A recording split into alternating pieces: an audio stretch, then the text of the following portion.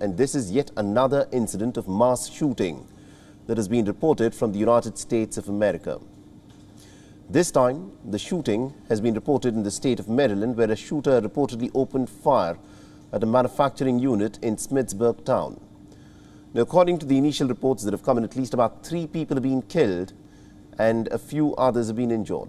The suspect and a police official are said to have been wounded in the shootout. Now, the authorities say that the suspect opened fire at Columbia Machine Incorporation factory, in which 3 people died before the shooter fled from the scene of crime. Later, the suspect was tracked down in a vehicle by the police authorities. The suspect and the police official were wounded in an exchange of gunfire. And as of now, both the individuals are getting medical treatment. The gun violence is, of course, becoming a common phenomenon across the United States of America, and it has been that way for many months and many years now. The country is still recovering from a series of devastating mass shootings which happened in a span of a month.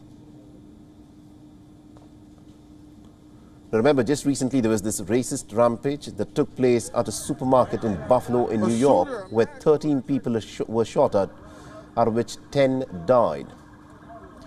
And this shooting in Buffalo, New York, predominantly targeted the black neighborhood. And then there was this mass shooting that took place at the Robb Elementary School in Uvalde in Texas. 19 children and 2 teachers were gunned down by a gunman. After that, a shooting took place inside of a medical building, inside a hospital, in fact, in Tulsa, Oklahoma, where 4 people were killed. And finally, the last mass shooting took place at a parking lot at a church in Iowa, where 2 people were killed.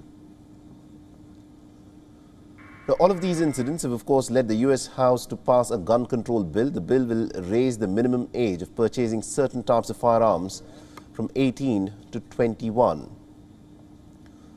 It also seeks to toughen the prohibitions on untraceable guns. However, the bill has very slim chances of being passed in the Senate.